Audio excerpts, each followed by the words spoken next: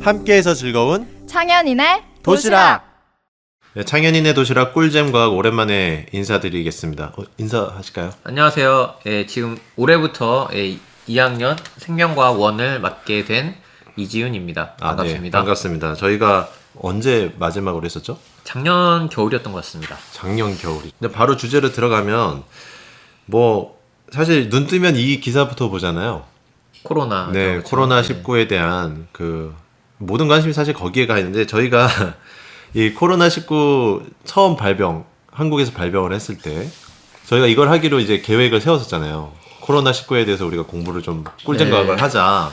맞아요. 근데 이렇게 심각해질지 모르고 더구나 학교가 이렇게 휴업까지 하게 될 줄은 몰랐어요. 이전에 사실은 그 전에 이미 하기로 했었는데 우리가 처음에 녹음하려고 계획했던 때는 사실 확진자가 10명대?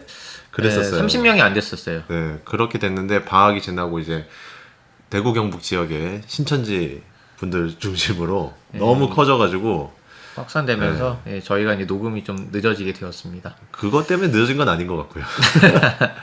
아무래도 겸사겸사죠. 네. 유치원도 못 가고 안 되니까 이제 집안만 또 이제 다둥이 아빠시다 보니까 집에 있는 시간이 너무 길어져서 저희가 녹음도 계속 못 하고 있다가 오늘 우연찮게 같이 출근을 하게 돼서 급히 녹음을 합니다. 그래서 오늘 녹음은 사실은 제가 원래 대본 열심히 쓰고 그래서 이틀 뒤에 하려고 했는데 갑작스럽게 또 지금 하자고 워낙에 또 이제 가변성도 높으시고 예측 불가능한 분이라서 이렇게 또 원래 바로 예측되지 않은 플레이 좋아합니다. 네네 좋습니다. 그래서 조금 또 두서가 없어요. 원래 아시잖아요. 이제 듣는 분들은 아실 거예요. 이 방송이 굉장히 두서가 없다라는 걸.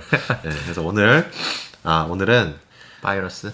WHO가 이제 공중보건 비상사태까지 선포한 이 코로나19에 대한 이야기, 그리고 이제 꿀잼 과학이시고 생명과학을 다루시기 때문에 전공이시기 때문에 바이러스를 중심으로 저희가 얘기하겠습니다.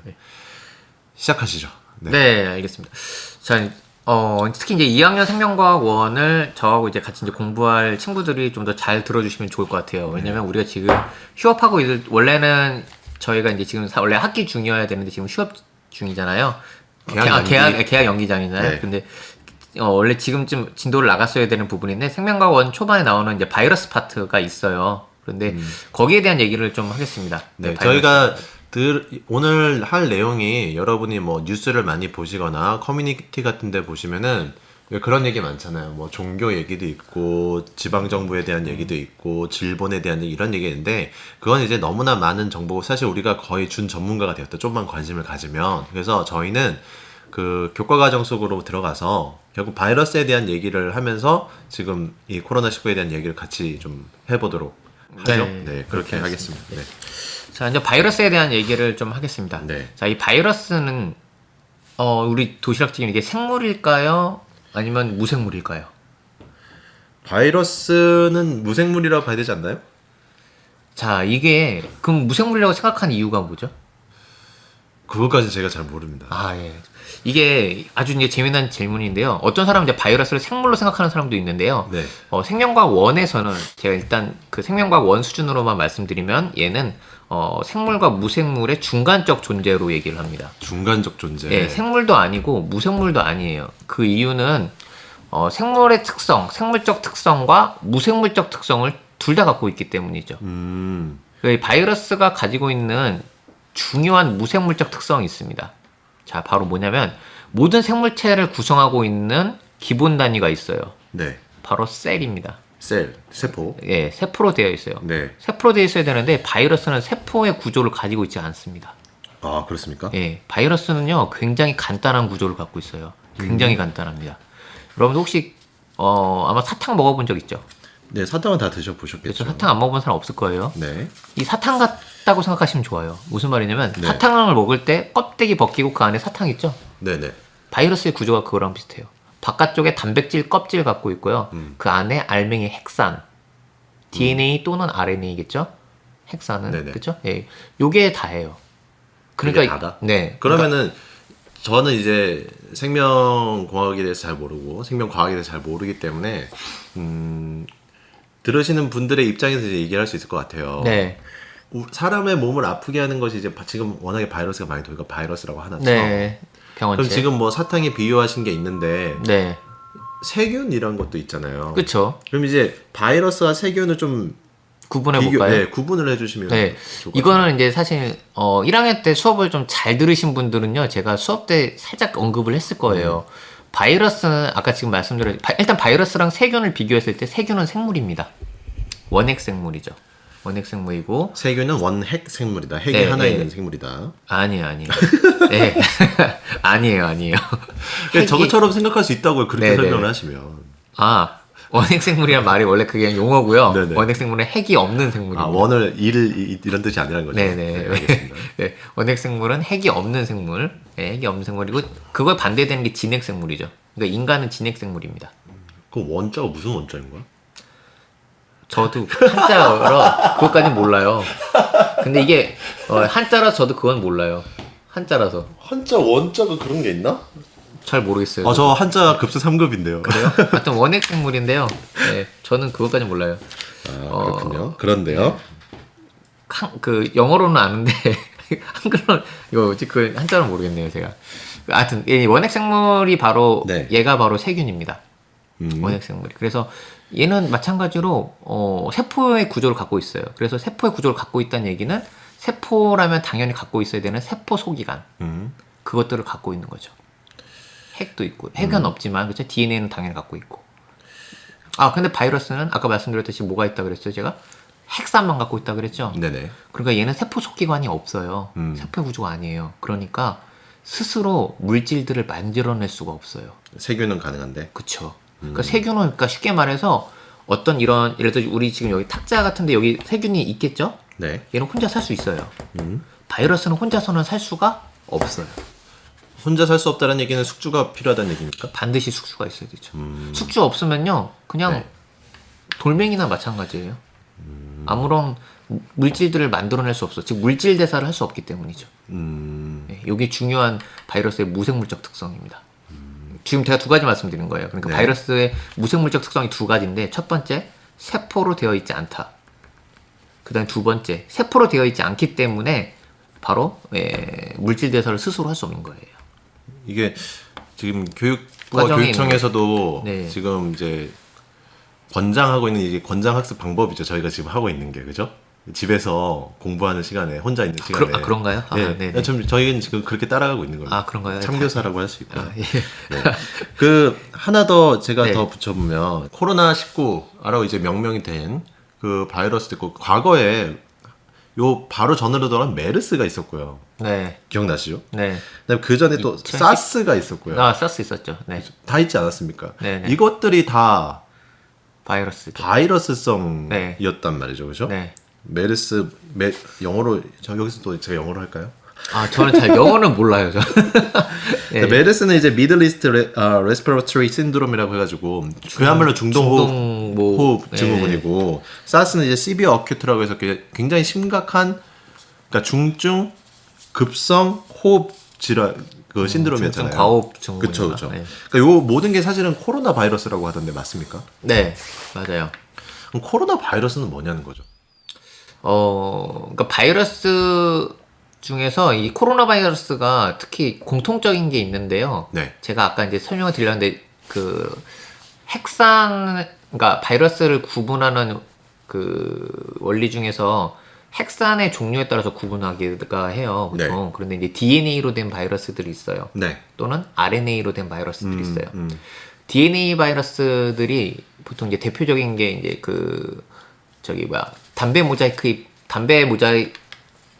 담배라는 식물에 거기에 네네. 이제 이파리에 이제 병을 들게 하는 담배 모자이크 잎 바이러스가 보통 DNA 바이러스예요, 얘가. 네. 근데 지금 말씀드린 이 코로나 바이러스 있죠, 얘네들. 네네. 얘네가 바로 RNA 바이러스입니다. RNA 바이러스이기 때문에 그러니까 여러분 이게 굉장히 여기서 이제 또 하나 말씀드리는 거예요. 자, 바이러스가 제가 아까 무생물적 특성 두 가지 말씀드렸잖아요. 네네네. 세포로 되어 있지 않다와 그렇기 때문에 물질 네. 대사를 스스로 할 수 없다라는 두 가지 네, 특징. 그렇죠. 자, 생물적 특성이 여기서 하나 나오는 거예요. 바이러스는 바로 뭐가 잘 되냐면 변이가 잘 되죠. 우선 바이러스라고 하는 게 그러면 네. 저도 이제 공부를 예전에 벌써 한두 달 전에 했던 건데 네. DNA로 된 게 있고 RNA가 RNA 로 된 된 게 게 있고 있죠. 두 가지가 있다고 했잖아요. 네. DNA로 되어 있는 건 이제 그 구조상 짝대기가 많은 거죠. DNA니까. 그 왜 그 DNA 구조 보면 나 네. 뭐라고 해야 돼? 그 무슨 말인지 알겠어요. 그러니까 DNA는 네. 그러니까 폴리뉴클레오타이드 가닥이 두 가닥으로 돼 있죠. 네네. 그렇죠. RNA는 얘는 단일 가닥이죠. 단일 예, 가닥. 예, 그거 말하는 거죠. 그러면 이제 요 구조상으로 네. 그 두 가닥으로 돼 있다는 건 어쨌든 이 DNA 구조를 갖고 있는 바이러스는 견고하다는 거잖아요. 그렇죠. 튼튼하다는 얘기잖아요. 구조 자체가. DNA니까요, RNA는 반대로 돌연변이가 그만큼 잘 되죠. 거의 100배가 높다고 제가 공부를 했거든요. 100배, 저는 그 배율은 모르겠는데요. 네네. 확실한 거는 DNA 바이러스보다 RNA 바이러스가 무조건 돌연 변이율이 높을 수밖에 없어요. 100%. 아주 높아요. 그래서 지금 이 코로나 바이러스가 RNA 바이러스입니다. 아, 네. 그렇기 때문에 지금 제가 사실 이번 코로나19 얘기를 하면 코로나19는 원래 지금 중국에서 아마 연구 결과로는 맨 처음에 박쥐한테 나왔다고 들었어요. 네네네. 그러다가 얘가 중간 어떤 동물, 얘는 지금 정확하게 어떤 게 동물인지는 안 나왔지만 그 네. 중간 숙주를 거쳐서 인간한테 이렇게 왔는데 그 과정에서 변이가 생겼다고 전 들었거든요. 그런데 결국은 이런 RNA 바이러스 애들이 네. 이런 애들 이제 코로나 바이러스 다 전부 다 싹 다 RNA 바이러스입니다. 전부 다 변이가 굉장히 잘 되죠. 변이가 잘 되는 코로나라고 한 것은 이제 그 바이러스의 모양을 봤더니 이제 왕관 모양처럼 이렇게 돼 있기 때문에 이름을 우선 그렇게 붙였다고 저는 알고는 있는데 네, 다 RNA 바이러스입니다. 좋습니다. 혹시 더 이어가실 이야기가 없으면 그냥 요것만 말씀드릴게요. DNA에 비해서 RNA가 그 RNA 바이러스 왜 도대체 변이가 잘 되냐? 이거는 제가 아마 여러분 그 과제로 제가 냈을 거예요. 이건 이유는 간단합니다. 네네. DNA는 두 가닥이죠. 네네. 그러면 여기가 두 가닥인데 아마 이제 이건 생명과학 2와 좀 연관된 얘기인데요. 네. 제가 이제 바깥쪽에 여기가 바깥쪽 DNA를 이루는 그 골격이 당인산 그걸로 돼 있고 그 내부가 염기간의 상보적 결합을 이루고 있어요. DNA는. 그런데 RNA는 그게 없죠. 결합이 없죠. 따라서 DNA는 뭔가 하나가 바뀌었어요. 그러면 네. 짝을 이루고 있는 염기에 의해서 이쪽이 돌연변이가 일어났구나 이걸 알아낼 수가 있어요. 그래서 금방 수선이 가능하죠. 네네. 하지만 RNA는요 뭐가 하나 바뀌면은 수선할 수가 없어요. 따라서 돌연변이율이 높은 겁니다. 하여튼 여기까지 일단 교과정. 그래서 바이러스 얘기를 하는데 아까 바이러스와 세균 얘기를 좀 하다 말았잖아요. 네네. 이게 크기 자체를 비교해 보면 세균을 빌딩의 크기로 비유하자면 네. 바이러스는 지우개만한 크기라고 하던데 그만큼 굉장히 작다는 얘기잖아요. 세균에 비해서 그 정도까지는 안 날 텐데요. 그래요? 예. 제가 마이크로미터 단위로 알고 있는데 네. 근데 세균이 꽤 큰 세균들이 있긴 해요. 그런데 세균도 굉장히 작습니다. 그러니까 세균이라고 하는 것이 왜 세균이 왜 인간의 몸에 침투한다 이럴 때 이제 흔히 하는 용어가 박테리아. 네. 그럼 박테리아는 이제 세균인 거잖아요. 박테리아 세균이죠. 그러니까 박테리아 같은 경우는 이제 치유를 하기 위해서 항생제를 그렇죠. 쓰는 거고 예. 바이러스성 질환 같은 경우는 항생제가 아니라 항바이러스성 물질. 백신이라고 하는 맞나요? 그게 아니라요. 백신이라고 하는 건 사실은 통칭하는 거. 백신을 쓰는 건 백신은 네. 이게 좀 잘못 쓰시는 용어예요, 사실은. 생명과학 정확한 말에서는요, 이 백신은요 원래 치료제가 아니라 네. 이거는 여기 안에 병원체가 들어있습니다. 네, 맞죠. 예, 그러니까 원래는 이제 치료제라고 해야 돼요, 원래 정확한 건. 그리고 바이러스를 치료하는 치료제는요, 보통 이제 인터페론이라는 게 있어요. 네네. 얘가 항바이러스성 물질입니다. 인터페론. 근데 이 항바이러스성 물질이 그러니까 아마 혹시 이제 뉴스를 요새 좀 관심 깊게 보신 분들은 그런 거 들어보셨을 거예요. 이번 코로나19 때문에 좀 지금 굉장히 위험하신 분들 있잖아요. 지금 막 네네네. 증상이 과하게 발현돼가지고 이제 아주 위험하신 분들한테 에이즈 치료제를 썼다던가 네. 그런 말 들어보셨죠? 예, 그 이유가 왜 그러냐면은 공통적인 바이러스라면 공통적으로 작용하는 성분이 거기 들어있기 때문이에요. 그래서 그걸 임시 방편으로 쓴 거라고. 예. 그래서 이 인터페론이라는 네네. 여기 인터페론 얘가 바이러스라면은 공통적으로 모든 바이러스한테 다 작용하는 물질들이에요. 하지만 얘가 좀 약하죠. 그 효과가. 예, 그런 특성입니다. 짤막한 상식을 하나 더 알려드리자면 저도 이제 공부한 건 그래도 네네네. 알려드려야 되니까. 많이 하셨어요, 공부 보니까. 네, 사람들이 인류 역사에 있어서 세균을 이제 먼저 발견했을 거 아니에요. 네. 근데 바이러스는 그 나중에 발견했는데 그쵸. 이걸 발견한 사람이 누구냐면 파스테르의 제자래요. 바이러스 발견한 사람. 네네. 예. 그러니까 파스텔은 아무래도 세균, 박테리아와 더 연관이 많잖아요. 그쵸. 그렇죠? 근데 파스텔의 제자 찰스 챔버라는 사람이 있는데 이 사람이 이제 필터를 만들었대요. 그러니까 1 마이크로그램 미만의 필터를 만들었는데 세균을 이제 걸러서 뭔가 좀 정제된 물을 만들고 싶었겠죠. 어떻게 그런 거를 만들고 싶었는데 이 세균을 1마이크로그램까지 걸러서 물을 걸러내고 그걸 식물에 줬는데 병이 들었다는 거예요. 그게 그거예요. 담배 모자이크. 그거 한 그게 거예요. 이제 거기에 있는 겁니까? 그러니까 최초로 바이러스라는 것을 알게 된 게 네. 그 담배 모자이크 바이러스 연구하면서 알게 된 거예요. 그럼 그 찰스 챔버라는 사람을 이제 저는 이름은 사실 몰라요. 이제 제가 메꿔 드리는 겁니다. 네. 그래서 역시 이게 참 좋네요. 인문과 자연의 이 맞습니다. 만남이 참 좋네요. 그러니까 인문적인 표현을 하나 더 쓰자면 인간은 네. 바이러스를 절대 정복할 수 없다고 하던데 맞습니까? 참 어려운 문제입니다. 저도 이게 저도 제가 생물 교사라 그건 정확히 말씀드리기 힘든데요. 그런데 저는 제가 사실 약간 좀 벗어난 주제인데 네. 제가 좋아하는 영화 중에서 인터스텔라가 있습니다. 네네네. 예. 거기 대사 나오잖아요. 저희는 어떻게든 해답을 찾을 것이다. 제가 드리고 싶은 말씀은 인간은 그러니까 왜냐하면 바이러스가 아까도 말했지만 RNA 구조로 되어 있으면 맞아요.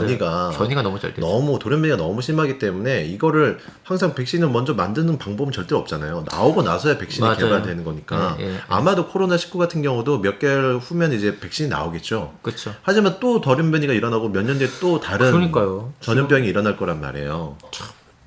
근데 이제 그런 얘기를 하더라고요. 바이러스가 아까 인터스텔라 말씀을 하셨지만 결국 바이러스는 인간을 강하게 하지 않나. 그런 것도 있습니다. 그쵸? 예, 맞아요. 그러니까 그 질병들이 네. 그러니까 그런 게 있잖아요. 예전에 그 유럽 사람들이요. 네. 스페인 쪽인가요? 그게 남미 아메리카 쪽에 이제 원래 원주민들을 많이 죽였잖아요. 네네. 그래서 사실 진짜 살상시킨 것보다도 원래 세균으로 죽인 거예요. 사실은. 그쵸. 예, 그러니까 그 당시 사람들은 물론 그런 개념이 없었을 텐데요. 이 지금 같은 바이러스나 세균의 네네. 개념이 없었을 텐데, 그런데 제가 책에서 본 거는 이 사람들이 고의적으로 일부러 이 유럽 사람들이요. 그 아프리카 아니라 아메리카네요. 네네, 네, 죄송합니다. 남아메리카요. 네, 아메리카 사람들한테 뭘 줬냐면은 자기들이 덮던 담요 같은 걸 일부러 줬어요. 그 총균색 나오는 핵심 주제 아닙니까 사실? 맞아요. 그거거든요. 맞아요. 책을 네. 읽어보라고 권장합니까? 사실 총균색 되게 두껍잖아요. 네, 제가 좀 봤습니다. 네, 그거. 총균색 재밌어요. 책 핵심은 결국 그거예요. 균으로 다 죽였다. 그러니까 우연적이라는 거죠. 네, 사실. 우연적이든 예, 예. 뭐 필연적이든 간에. 그렇죠. 이게 왜냐면 아까 말씀하신 바이러스는 결국 숙주가 축주가 있어요. 네. 있어야지만 뭐 원래 박쥐가 여러분 박쥐가요. 박쥐 얘기를 좀 하고 이걸 이제 넘어가 예, 볼게요. 박쥐 좋죠. 그러니까 박쥐가 이 박테리아가 상당히 많대요. 박테리아 바이러스. 그러니까 그렇죠. 죄송합니다. 네네, 바이러스를 몸에 상당히 많이 두고 있대요. 박쥐는 왜 이렇게 바이러스를 좋아할까요? 좋아하는 게 아니라 근데 왜 기본적으로 습한 곳에 살고 있잖아요. 네. 거주지 자체가 어둡고. 바이러스가 습하면 많아질까요? 그럼 뭐 건조한다고 말하나요? 습하면 많아지는 거는 세균 박테리아인데. 바이러스는요. 바이러스는 굳이 습하지 않아도 상관없습니다. 그러니까 박쥐라고 하는 게 기본적으로 제가 이게 좀 찾아볼게요. 제가 공부를 했는데 지금 이게 너무 많이 써가지고 어디에 뭐가 있는지 잘 모르겠어요. 저도 사실 그 질문 그러니까 저는 사실 저도 그 생각을 했었어요. 네. 왜 박쥐는 바이러스를 많이 가질까? 얘는 왜 바이러스 좋지도 않은데 왜 그걸 짊어지고 얘는 사는 것일까? 왜냐면 얘들은 예. 동물의 피를 빨아먹고 살잖아요. 아니에요. 그게 상관없다고요? 다 그렇지 않아요. 다 그렇진 않지만 네, 기본적으로 퍼뜨리는 박쥐는 그렇다는 거죠. 바이러스를 퍼뜨리는 과일 애들? 박쥐 이만하게 큰 애들은 아니지. 근데 과일 박쥐도 바이러스 갖고 있습니다. 그럼 얘네는 바이러스 왜 갖고 있냐고. 그러니까 나는 그걸 생각을 해봤는데 네. 저는 약간 이거를 공동진화 개념으로 생각을 했어요. 음. 그러니까 박쥐가 얘네들을 먹고 사는 동물들이 꽤 많습니다. 박쥐를 꽤 많이 잡아먹어요. 동물들이 박쥐도. 그러니까 처음부터 박쥐가 왜 먼저 갖고 있는지 하고 넘어가면 좋을 것 같아요. 네, 그러니까 저는 그 생각을 했어요. 그러니까 뭐냐면은 박쥐가 바이러스를 많이 갖고 있잖아. 네. 그러니까 만약에 바이러스를 많이 갖고 있으니까 다른 동물들이 박쥐를 잡아먹기가 좀 싫어지겠죠. 그러니까 얘네들이 약간 자기들의 그 방어 전략으로 바이러스를 그럼 가지고 처음부터 있지 박쥐가 않을까. 바이러스를 많이 갖게 된 이유는 그러니까 이건 굉장히 우연적인 거예요. 말 그대로 이것도 진화인데. 근데 박쥐가 기본적으로 체온 자체가 네, 맞아요. 그러니까 높지 않나요? 체온이 높죠. 네. 그러니까 체온이 높으면은 바이러스가 그러니까 얘는 가지면서도 견딜 수 있는 거죠. 그렇죠. 그냥 강하게 예, 결국 진화를 한 거네요. 우리가 진화 얘기를 봐야 되는데. 네, 그러니까 결국은 얘네들이 서로 바이러스 입장에서는 최적의 숙주를 찾은 거예요. 그러니까 자기가 있어도 별로 얘는 해가 안 되고 또 네. 박쥐 입장에서는 바이러스를 내가 많이 가졌더니 다른 동물들이 나를 좀 꺼려하네?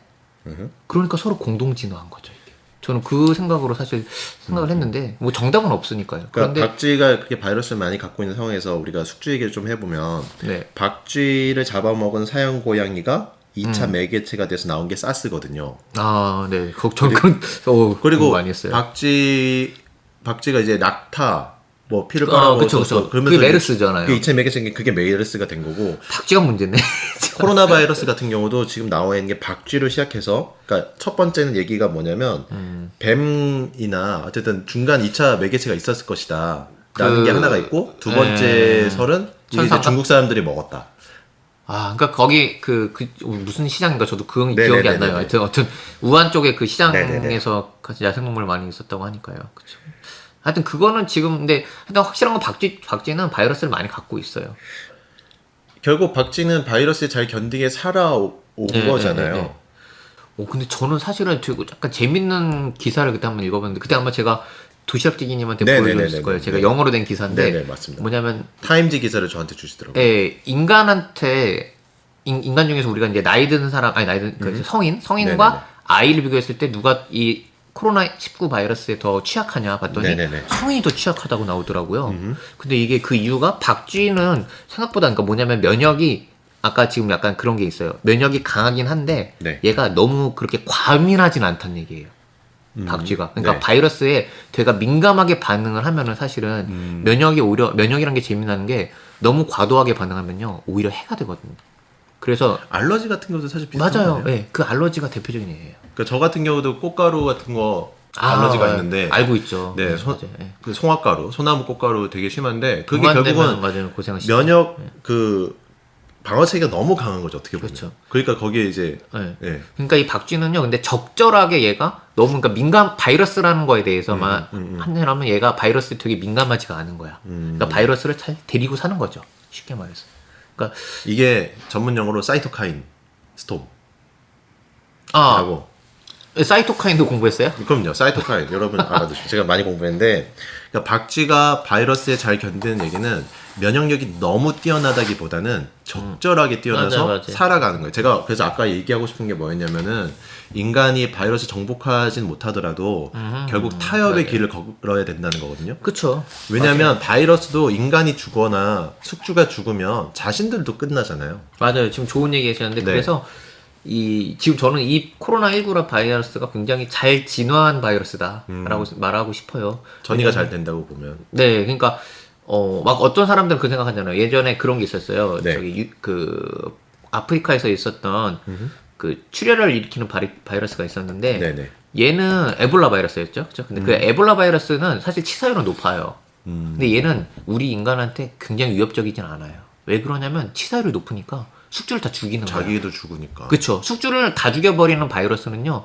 멍청한 바이러스예요. 그렇죠. 적정히 살아야 그쵸. 되는 식으로 또 변이가 일어나요. 그렇죠. 그러니까 지금은 그런 바이러스의 그런 진화적 측면에서 봤을 때는 코로나19는 굉장히 치명적인 바이러스고 얘가 진화가 아주 잘 된 바이러스라고 할 수 있어요. 사이토카인 스톰에 대해서 좀 설명해 줄 수 있으세요? 사이토카인 스톰?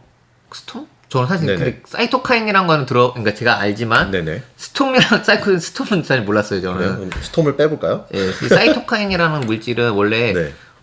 얘가 되게 많아요. 이 사이토카인도. 그런데 이 사이토카인이 원래 이제 면역계에서 림프구가 분비하는 물질입니다. 네네. 그래서 이 녀석이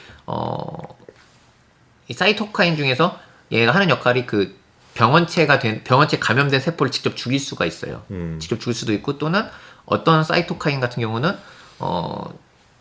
다른 면역 세포들을 활성화시켜가지고 네. 더 증식시킬 수 있는 그런 물질이 사이토카인입니다. 면역계에서 나오는 물질이고요.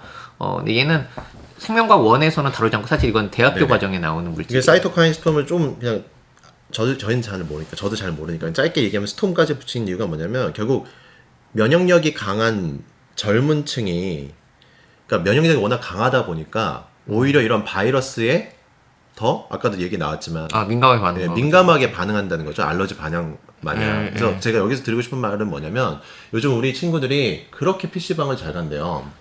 집에서 할 게 없으니까요. 예나 지금이나 똑같아. 예나 지금에 똑같지만 네. 요즘 더 자유롭게 아, 갈 수밖에 요 없잖아요. 시국에 PC방 간다고요? 아, 지금 그 그럼요. 말 하신 건가요? 그럼요. 왜 안 가겠어요? 할 게 없는데. 아, 그런데 너무 답답할 것 같은데? 그러니까 답답한데 얘들은 이거지. 아, 나는 젊으니까. 왜냐면 항상 그 사망자는 노약자층에서 나오고 있기 때문에 자신들은 괜찮다고 생각할 수 있는데 제가 드리고 싶은 말씀은 우리 아이들을 사랑하는 마음으로 얘기하자면 네. 사이토카인 스톰에 대해서 경계를 해야 된다. 아, 근데 PC방 가서 또 마스크 하고 할 거 아니야? 마스크도 잘 안 쓸 거야 또. 답답하잖아. 말해야 되잖아. 옆에 친구하고. 아, 너 여기로 가. 미드타 뭐 이런 얘기 하잖아. 우리 창현 친구들은 마스크 쓰고 꼭 아니, 네, PC방 가지 젊다고. 마시고. 네. 갈 수는 있는데 네. 젊다고 안심하면 안 된다. 아, 맞아요. 예, 이 요지가 이거네요. 네. 그쵸, 젊다고 안심하면 안 된다. 물론 그러니까 이런 거 있잖아. 감염돼도 죽지 않아. 우리 젊으니까 이럴 수 있는데 모른다는 거예요. 맞아요. 돌연변이가 이 변이가 너무 쉽게 일어나는 바이러스이기 때문에 조심해야 되지 않나 이런 생각을 좀 해봅니다. 네, 좋은 그래서, 얘기. 네, 한장 감사합니다. 끝내봤고요. 그래서 결국 바이러스는 인간을 강하게 한다. 그러니까 그러니까 그런 말 있잖아요. 어렸을 때 뭐 흑장난을 많이 하는 애들이 건강하다는 말 있잖아요. 그렇죠? 네. 네, 그러게 사실은 다양한 병원체하고 이렇게 접촉을 하면서 네. 걔를 받아들이면서 언젠간 만나게 되니까 그러니까 미리 몸에서 면역력을 키우는 거죠, 사실은. 이게 일종의 능동 면역이라고 부르는 거예요. 아, 또. 네, 몸의 면역 세포, 즉 기억 세포를 네네. 만들어 놓는 거죠. 음. 나중에 이거는 이제 면역 파트에서 네네. 다시 생명과학 원에 나옵니다. 이것도. 예. 1학기 내용인가? 네. 아, 꼭 만난다고 하니까요. 네. 지금 기다려 주시고요. 네. 아, 이게 지금